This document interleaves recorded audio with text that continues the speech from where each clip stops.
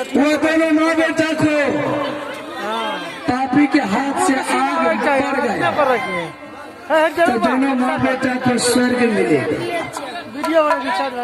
हम मरेंगे इस जंगल में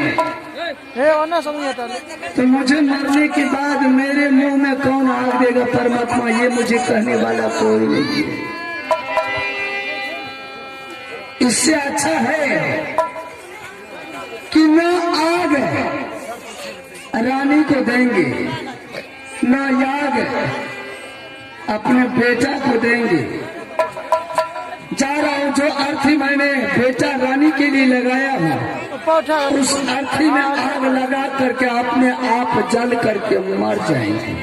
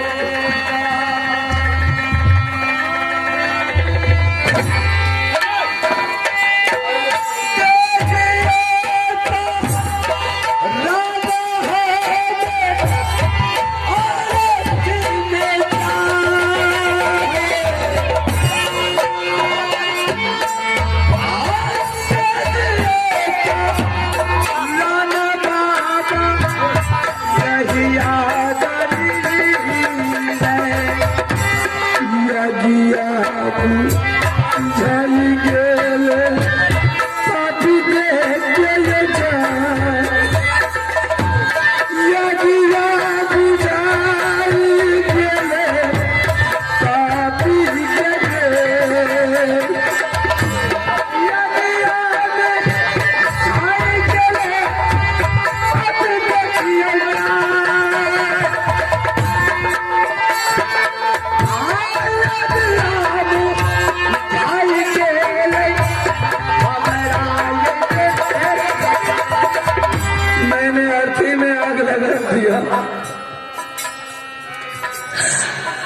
जब शिवार्थी में मैंने कूद गया तो आग भी बुझा गया। विपत्ति पर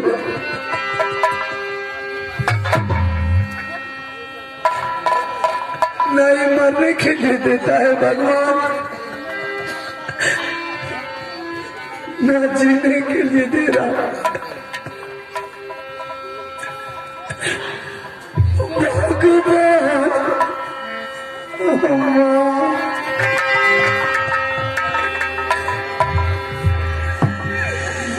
विपत्ति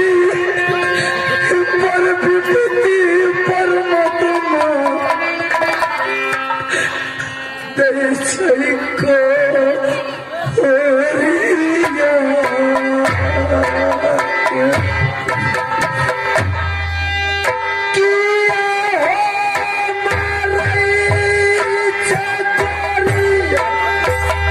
ये कहाँ से आ गया है?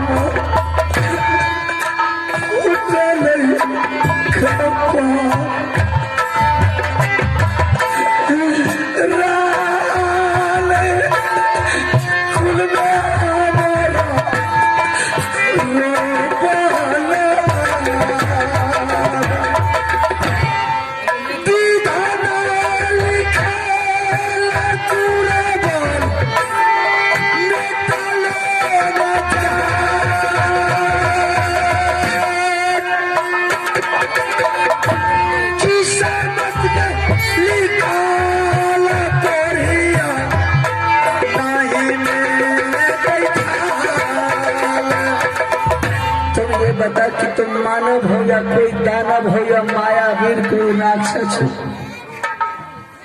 ऐसा कुछ नहीं है। मैं भी तुम्हारी तरह कहीं दुर्बल है, मैं भी तुम्हारी तरह दर बदर का ठोकर खा रहे हैं। मुझे भी इस दुनिया में कोई नहीं है। तो इसका ना मैंने सोचा था कि एक अनजान आदमी जल रहा है, किसी का मदद का जरूरत होगा, मैंने तुझे सहारा किया है। अरे जिंदगी बहुत बड़ा है, जैसे मैं जी रहा हूँ इस तरह मेरे साथ तुम भी जियो। मारने से क्या फायदा? इसका मतलब तुम मेरा सहारा करने के लिए आया है? बिल्कुल, मैं तुम्हारा सहारा करेंगे। एक दूसरे की जान बचाने का मकसद यही है कि उसको सहारा करें। अरे नहीं, तुम मेरा क्या सहारा करोगे? जो सहारा करने वाला था वो कब हमसे पहले छोड़ करके भाग गया। जो सहारा करने वाली थी वो भी मुझे छोड़ के चली गई।